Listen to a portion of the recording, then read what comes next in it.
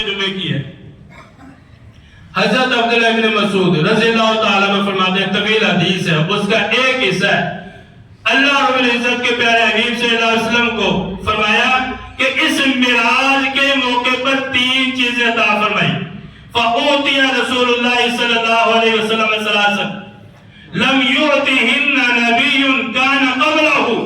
اس سے پہلے کسی نبی کو وہ 3 چیزیں عطا نہیں فرمائی. اوتیا صلوات الخمس. حضرت عبداللہ ابن مسعود رضی اللہ تعالیٰ عنہ فرماتے ہیں پہلے نمبر پر جو چیز وہ ہے 5 وقت کی نمازیں جو اللہ رب العزت نے معراج کے موقع پر. ابھی اس کی اپنی تفصیل ہے. دوسرے نمبر پر اوتیا خواتیم سورۃ البقرہ کہ سورہ بقرہ کی آخری جو 2 آیات ہیں اللہ رب العزت نے اپنے پیارے حبیب صلی اللہ علیہ وسلم کو بطور تحفے کے بطور محبت کے وہ 2 آیتیں اس معراج کے موقع پر عطا فرمائی. آمن الرسول بما انزل الیہ من ربہ والمؤمنون سے آخر تک فانصرنا علی القوم الکافرین.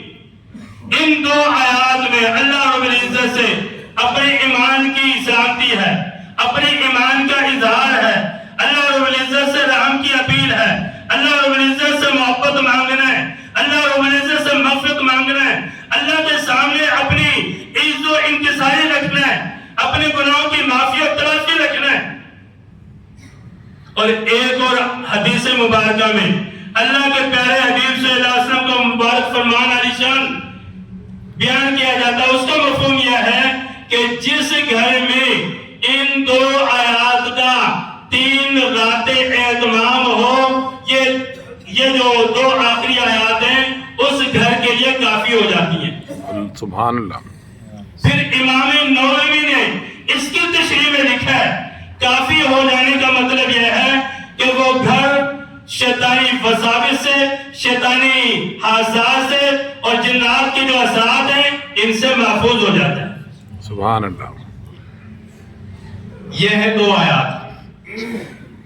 پہلے نمبر پر 5 وقت کی نمازیں معراج کے موقع پر اللہ رب العزت نے عطا فرمائی جو اللہ رب العزت کی طرف سے اس امت کے لیے محبت نام ہے.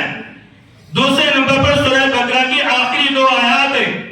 اور تیسرے نمبر پر فرمایا غفر لامتی المقحمات کہ میری امت کی بخشش و مغفرت کر دی گئی ما لم یشرکوا باللہ شیئا جب تک وہ شرک نہ کرے. گویا کہ اگر شرک کر لیا پھر معافی نہیں ہے. یہ تو اللہ رب العزت کا اعلان ہے ان اللہ لا یغفر ان یشرک بہ ویغفر ما دون ذلک لمن یشاء. اللہ رب العزت تمام گناہوں کو معاف فرما دیں گے.